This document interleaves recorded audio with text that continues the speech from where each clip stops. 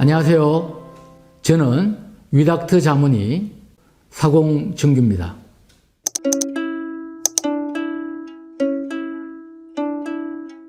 자해는 이제 자신의 신체에 의식적 또는 의도적으로 해를 입히는 행위를 말하는데요. 자해를 시행하는 연령은 대개 12세에서 14세로 알려져 있고요. 20세가 되기 전에 주로 이루어진다고 합니다. 그러니까 중학생, 고등학생의 연령에 해당하는 청소년기에 자해가 가장 많이 일어나는 거죠. 우리나라 청소년들의 자해 현황에 대한 조사는요, 부족한 실증인데 최근에 이제 좋은 조사가 나왔어요. 교육부가 2018년도에 그 전국 중고교생을 대상으로 실시한 학생 정서 행동 특성 검사 설문조사를 분석한 것에 따르면요, 중학생의 경우 한 51만 명 정도 되는데 그 7.9%인 4만 505명, 또 고교생의 경우는 한 45만 명이 되는데요. 그중에 한 6.4%인 2만 9천여 명이 자해 경험이 있다고 되어 있거든요. 한 학급을 한 30명으로 잡는다면 한 학급당 두세 명이 자해 경험이 있기 때문에 매우 흔한 편이라고 할 수 있겠습니다.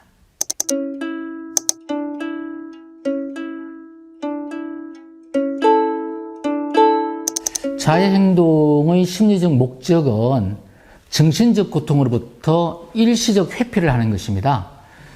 자해 행동의 다른 말은 정신적으로 힘들다 이렇게 생각하시면 되고요. 자해 행동의 심리는 여러 가지가 있습니다만 오늘은 대표적인 자해 심리 한 4가지만 말씀드릴까 하는데요. 첫 번째로 압도적인 부정적인 감정을 해소하기 위해서 하는 겁니다. 정신적 고통을 신체적 고통으로 이제 전환을 해서 해소하는 것이죠. 사람들은 정신적 고통보다 신체적 고통을 오히려 선호하는 편이라고 하는데요. 자해가 이제 심리적 통증을 완화시키는 효과를 신경생물학적으로 말씀드리면요. 뇌에서 방출되는 그 마약성 진통제 성분, 뇌인성 오피오이드가 관련이 있을 것으로 추정되는데요. 달리 좀 말씀을 드리면 자해를 하잖아요. 그럼 신체에 상처가 나잖아요. 그러면 생물학적으로 우리 몸에서 뇌인성 오피오이드, 예를 들면 엔돌핀 같은 게 있잖아요. 이것이 이제 방출돼 갖고 일시적으로 해소감을 주는 것이죠. 자해가 정신적 고통에 대한 진통제로 이제 작용한 것이죠. 자해가 정신적 트라우마에 대한 안정제로 작용한 것이죠. 그렇다고 해서 자해를 즐겁기 때문에 한다 이렇게 오해를 해서는 안 되는데요. 자해를 하는 사람은 고통을 느낍니다. 자해는 분명 신체적 통증을 유발하여 고통을 준다는 말씀도 드리고 싶고요. 자해하는 심리 두 번째를 말씀드리면요. 죽은 것 같은 어떤 공허감에 대응하기 위해서 살아있음을 느끼기 위해서 자해를 하는 것이에요. 자해 통증을 통해서 아프니까 내가 살아있구나 이렇게 느끼는 거죠. 피를 흘리는 나의 모습을 보면서 내가 살아있구나 피를 흘리니까. 자해가 자신이 어떤 삶에 대한 어떤 분막 이런 데는 어떤 각성제로 작용하는 것이죠. 자해하는 심리 세 번째는요, 자기 처벌적 의미인데요. 자해를 하는 청소년들의 가장 지배적이고 공통적인 감정은 자기 혐오입니다. 자신을 위해 고생하시는 부모님의 기대에 부응하지 못하고 있다는 생각, 또 부모님에게 반항하는 자신의 모습, 이전에 하지 않았던 어떤 자신의 비행하는 자신의 모습에서 죄책감을 경험하는 거죠. 자해는 이러한 감정을 해결하고 자신을 처벌하는 도구적 의미가 있어요. 자신의 처벌 목적으로서 스스로 일부러 자신에게 고통을 주는 것이죠. 그래서 죽고 싶은 마음보다는 제가 너무 미워서 자해했어요라는 학생들의 어떤 멘트가 이 경우에 해당하는 것이죠. 자해가 자신에 대한 처벌죄로 작용한 것이죠. 자해 심리 네 번째는요, 청소년 자해의 경우에는 소속감을 느끼게 사는 경우가 많아요. 또래와의 소속감 또는 동질감을 느끼기 위해 자해 정보를 공유하고 자해하는 주변 친구들을 모방하는 경우가 있는 것이죠. 자해의 자국으로 몸에 동일한 이미지를 형성해서 소속감을 느끼려 하는 경우이죠.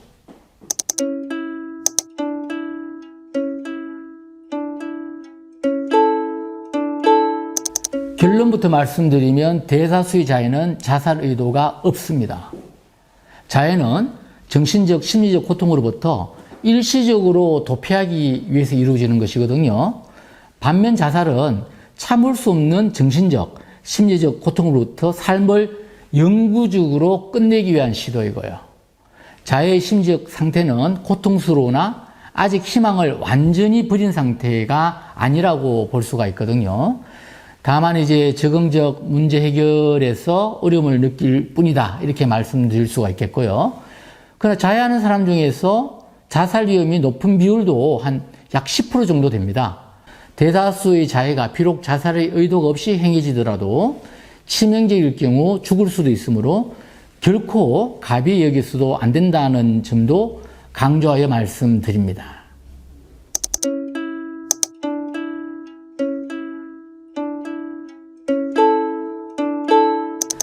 결론부터 말씀드리면 관심을 끌기 위한 자해는 4% 뿐입니다. 96%는요, 정신적 고통을 경감시키기 위한 것이거든요. 자해를 하는 청소년은 자해가 부모나 친구 등을 조정하려고 일부러 하는 행동으로 비춰질까봐 오히려 자해를 숨기죠. 자신을 정신적으로 문제가 있는 사람으로 바라볼까봐 수치심을 느껴서 자해를 숨기려 하는 경우가 훨씬 많습니다. 그래서 우리가 자해를 하는 학생을 면밀히 관찰하지 않는다면 발견하기 어려운 경우가 많습니다.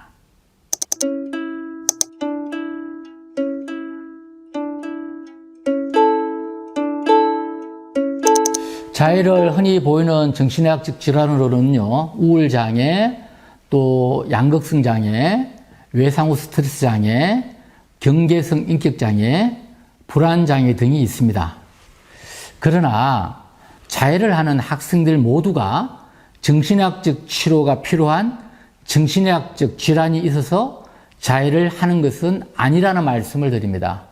이들은 자신의 걱정거리와 스트레스를 해소하기 위한 하나의 대처 방식으로 자해를 선택한 것이거든요.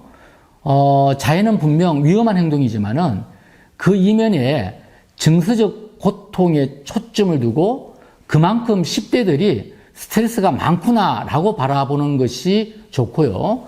먼저 학생이 왜 이런 자해 시도를 했는지 들어주고 도와주는 노력을 하는 것이 우선이라고 생각됩니다. 이러한 우선적 노력에도 불구하고 자해 문제가 잘 조정되지 않는다면 정신건강의학과 치료에 대해 논의해 볼 수 있습니다. 상담이 학생이 잘못을 했기 때문에 받는 벌칙이 아니잖아요. 정신건강의학과 치료도 학생이 잘못을 했기 때문에 받는 벌칙이 아니라는 것을, 마음의 상처나 아픔을 돕기 위한 하나의 방법임을 설명해 주셔야 되고요. 생명을 위협할 정도의 치명적인 자해 시도가 아니라면 충분히 상의해보고 정신건강의학과 치료에 대한 결정은 학생에게 자율성과 선택권을 우선 부여하는 것이 좋습니다.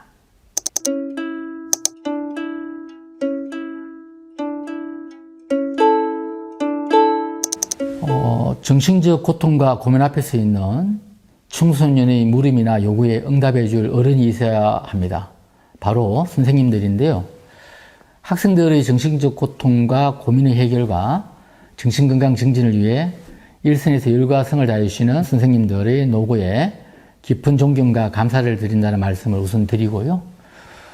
자해를 하는 학생과 상담하시는 선생님의 어떤 랍보 형성을 위한 기본 주요 대처 태도 한 5가지로 제가 오늘 말씀을 드리고자 하는데요. 자해를 하는 학생을 상담할 때 선생님의 기분은 어떠신가요? 자해 행동이나 그로 인한 상처를 보았을 때 선생님의 기분은 어떠신가요?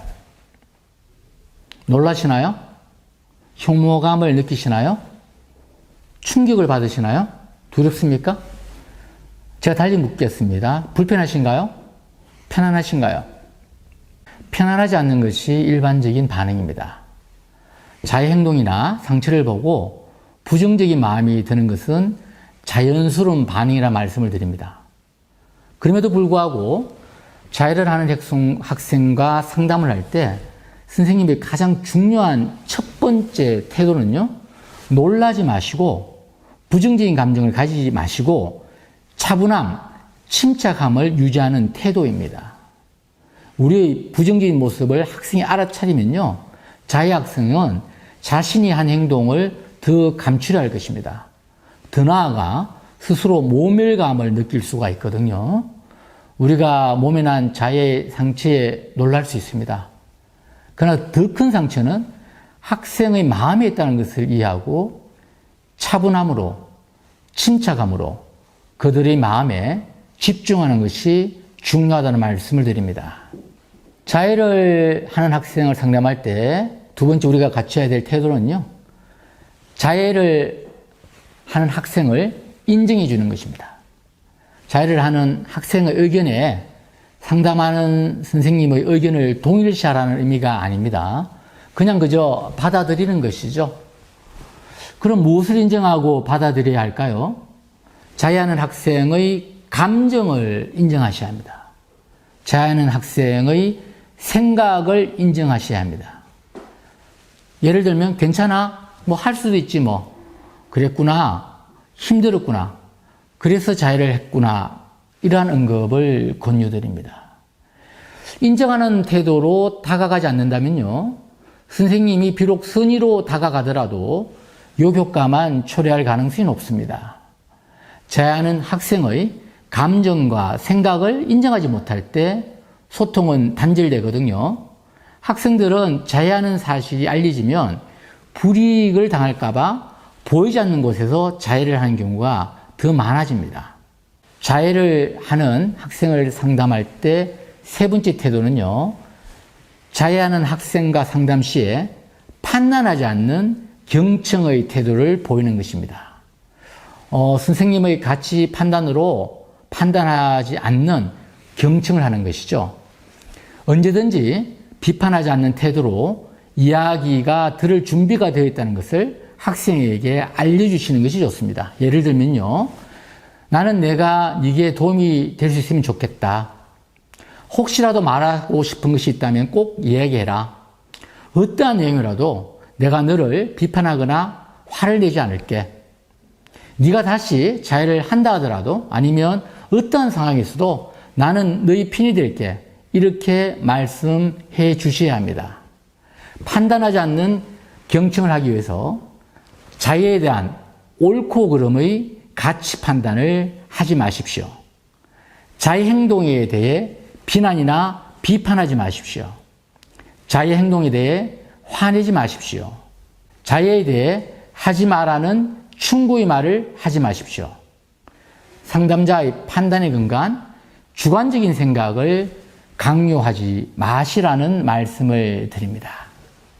자해를 하는 학생을 상담할 때 네 번째는요, 그냥 자해 행동을 멈추라고 말하지 않는 것입니다. 자해를 해서 편해진다면 말리진 않겠어. 그렇지만 힘들 때 나를 먼저 찾아주면 좋겠어 라는 언급을 권유드립니다. 자해는 정신적 고통을 대처하는 방법 중 하나이거든요. 건강한 대처 방법을 아직 배우지 않은 상황에서 무작정 자해를 하지 말라고 하는 것은 오히려 역효과를 낳을 수 있기 때문입니다. 대처 방법이 없는 상태에서 학생들은 자신의 생명을 끊는 충동적 자살 행동을 할 수도 있거든요. 자해를 멈추라고 하는 대신에 초기 상담에서 자해 학생 자기보고서 평가지를 통해 자해의 원인, 심각성, 빈도를 파악하여 향후 계획을 세우시기를 권유드립니다. 자해를 하는 학생을 상담할 때 다섯 번째는요, 자해에 대한 초기 평가 이후에 자해 행동에 대한 너무 많은 관심과 집착을 보이지 마시기를 권고드립니다. 자해가 아니라 그 학생이 어떻게 살고 있는지에 대해서 관심을 두어야 합니다. 자해를 통해 해결하려고 했던 감정을 다른 방법으로 해결하는 대안을 함께 찾는 노력을 해야 합니다. 새로운 스트레스 관리에 대한 대안을 함께 찾는 노력, 여기에 집중해 주시기 바랍니다. 편해지는 다른 방법을 같이 찾아보자. 그 뒤에 자해를 줄일지 멈출지를 생각해 보자 라고 말씀해 주시기를 권유드립니다.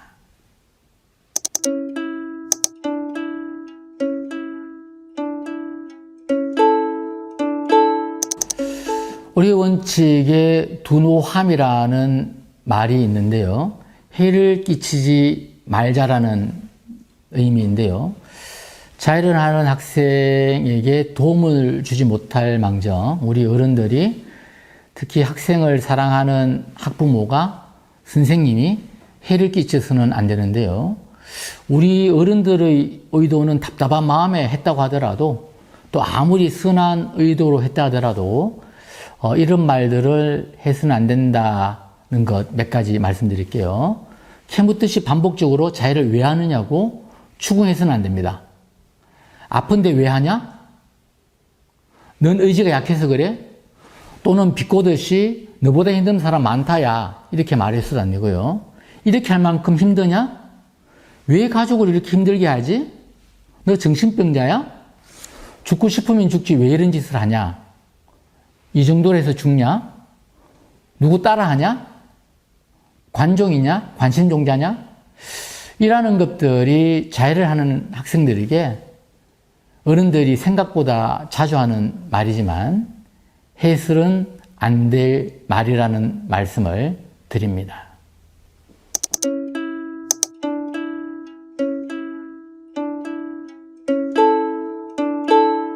자해를 하면 안 되나요? 답은 무엇일까요? 결론부터 말씀드리면 자해할 수도 있습니다. 그러나 자해를 하지 않아야 하는 이유 오늘 세 가지만 말씀드리겠습니다. 첫 번째로 자해는 중독성이 있습니다.